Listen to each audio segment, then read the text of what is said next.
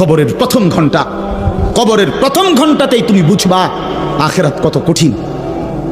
রাসূলুল্লাহ সাল্লাল্লাহু আলাইহি ওয়াসাল্লাম বলেন, কবরে যেই নাফরমান প্রশ্নের জবাব দিতে পারবে না, তিনটি প্রশ্নের, তো আল্লাহ তাআলা বলবেন কাযাবা আবদি, ফেরেশতা আমার এই নাফরমান বান্দা মিথ্যা বলেছে, ফাআফরিশুহু মিনান নার ওয়ালবাসুহু মিনান নার, আমার নাফরমান বান্দার কবরে জাহান্নামের বিছানা বিছায় দাও, পরে জাহান্নামের পোশাক দিয়ে আবৃত করে দাও, ওয়াফতাহু লাহু বাবান ইলান নার, জাহান্নাম বরাবর তার কবর থেকে দরজা খুলে দাও, কবর খুলে দাও। আল্লাহ নবী সাল্লাল্লাহু আলাইহি ওয়াসাল্লাম বলেন, তখন কবর তারে, ফেরেশতা যখন তাকে রাইখা যাবে, কবর তারে ডান দিকের মাটি বাম দিকে একটা চাপ দিবে, বাম দিকের মাটি ডান দিকে চাপ দিবে।